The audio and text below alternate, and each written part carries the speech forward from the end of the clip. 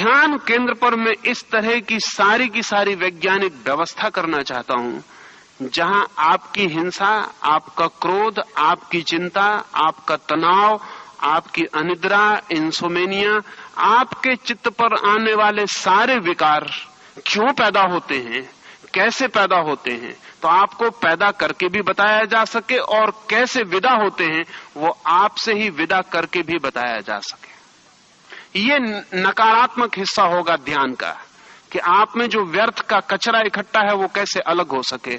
और फिर विधायक रूप से ये मैंने 4 सीढ़ियां कहीं, वैखरी, मध्यमा, पश्यंती, परा, इन 4 सीढ़ियों में आपको भीतर कैसे उतारा जा सके, आप इनमें भीतर कैसे उतर जाएं।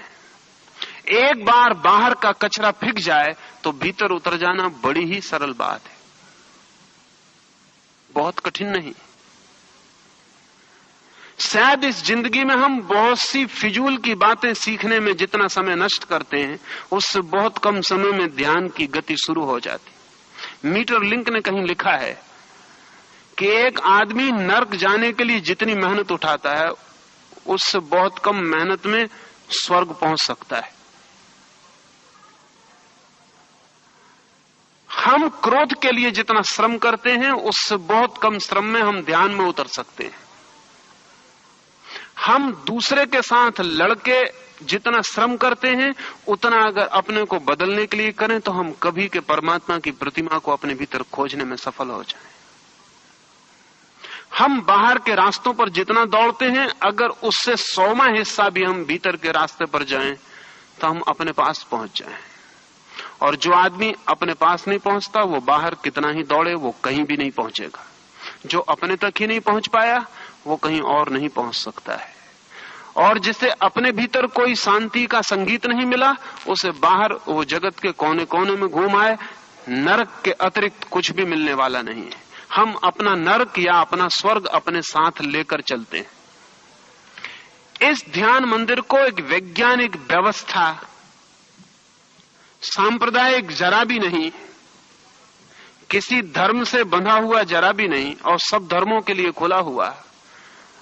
और प्रत्येक धर्म ने भी जो ध्यान के अलग अलग प्रयोग खोजे हैं उनकी भी क्या वैज्ञानिकता है उस पर भी प्रयोग करने का उस केंद्र में ख्याल है। कोई 112 विधियां हैं सारे जगत में ध्यान की, और प्रत्येक विधि अद्भुत है। और 112 विधियों से आदमी परमात्मा तक पहुंच सकता है। उसमें एक दूसरे से बिल्कुल विपरीत विधियां भी हैं, इसलिए एक विधि को मानने वाला दूसरी विधि को बिल्कुल गलत कहता है। लेकिन वे 112 विधियां सभी व्यक्ति को ध्यान और शांति और आनंद और सत्य तक ले जाने का मार्ग बन जाती। इस ध्यान केंद्र पर पूरी 112 विधियों का प्रयोग करने का ख्याल है। और तब पहली बार पृथ्वी पर उस तरह का प्रयोग होगा जिसने आज तक पृथ्वी पर सारे ध्यान की प्रक्रियाओं को एक साथ एक जगह, हम एक भी व्यक्ति को वहां खोना न चाहेंगे। वो किसी भी मार्ग से जा सके उस मार्ग पर ही उसे सुझाव दिए जा सकेंगे। अब अजीब अजीब विधियां हैं जिनका आपने कभी सुना भी नहीं होगा नाम। 1-2 विधि मैं आपसे कहना चाहूं। तिब्बत में एक बहुत छोटी सी विधि है, बैलेंसिंग, संतुलन उस विधि का नाम है। कभी घर में खड़े हो जाएं सुबह स्नान करके, दोनों पैर फैला लें और ख्याल करें कि आपके बाएं पैर पर ज्यादा जोर पड़ रहा है कि दाएं पैर पर ज्यादा जोर पड़ रहा है। अगर बाएं पर पड़ रहा है तो फिर आहिस्ते से जोर को दाएं पर ले जाएं। 2 क्षण दाएं पर जोर को रखें, फिर बाएं पर ले जाएं। 15 दिन सिर्फ शरीर का भार बाएं पर है कि दाएं पर, इसको बदलते रहें। और फिर ये तिब्बती प्रयोग कहता है कि फिर इस बात का प्रयोग करें कि दोनों पर भार न रह जाए, आप दोनों पैर के बीच में रह जाएं।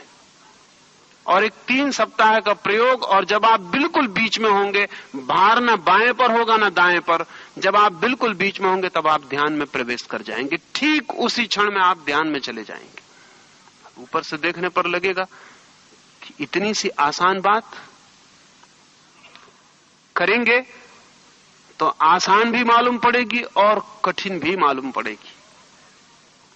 बहुत सरल मालूम पड़ती है, 2 पंक्तियों में कही जा सकती है, लेकिन लाखों लोगों ने इस छोटे से प्रयोग के द्वारा परम आनंद को उपलब्ध किया है। जैसे ही आप बैलेंस होते हैं, न बाएं पर रह जाते न दाएं पर रह जाते, जैसे ही दोनों के बीच में रह जाते, वैसे ही आप पाते हैं कि वो बैलेंसिंग, वो संतुलन आपकी कॉन्शसनेस का, चेतना का भी बैलेंसिंग हो गया।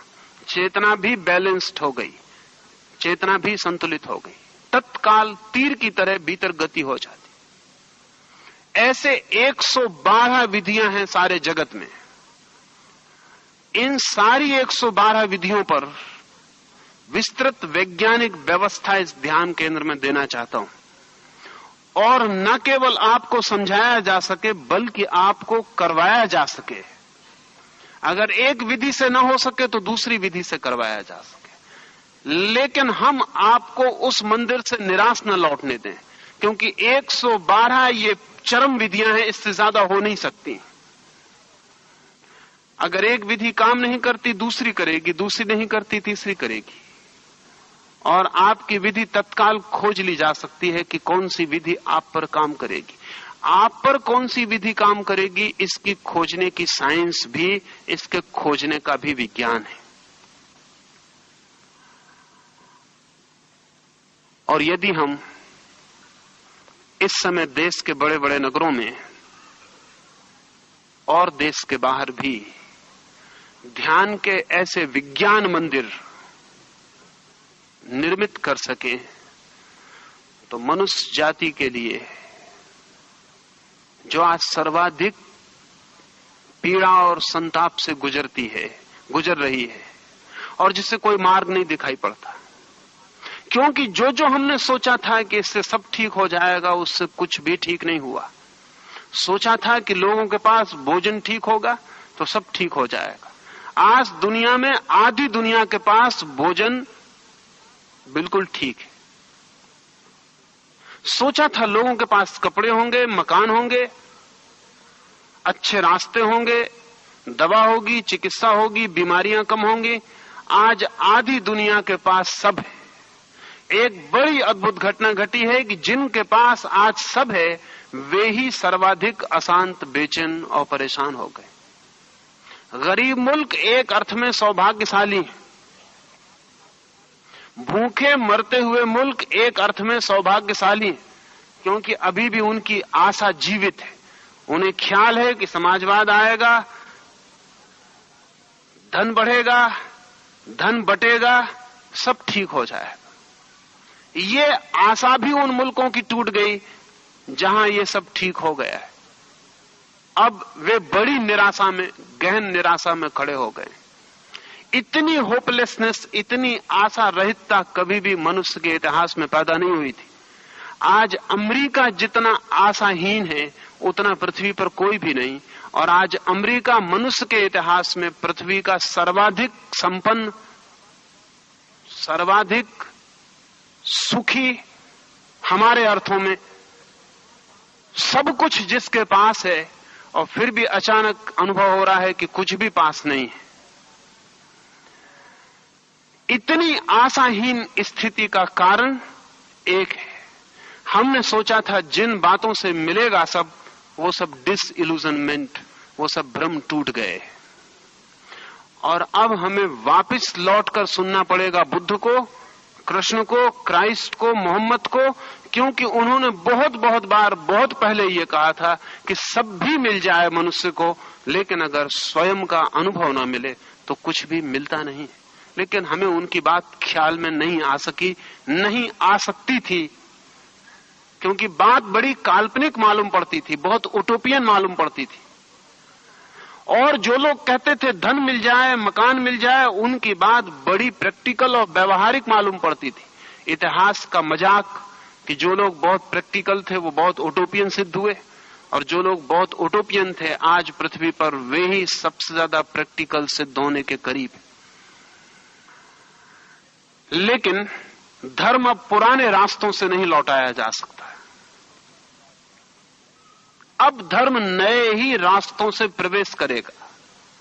उसके नए रास्ते वैज्ञानिक और तकनीकी होंगे। अब जैसे एक आदमी हिमालय जाता था, आज भी हम सोचते हैं एक आदमी हिमालय जाए तो ध्यान में जा सकता है, लेकिन कभी हमने सोचा नहीं कि हिमालय किस लिए जाता था। जितना ताप कम हो जाए वातावरण में, उतना भीतर प्रवेश आसान हो जाता है। लेकिन कितने लोग हिमालय जा सकते हैं?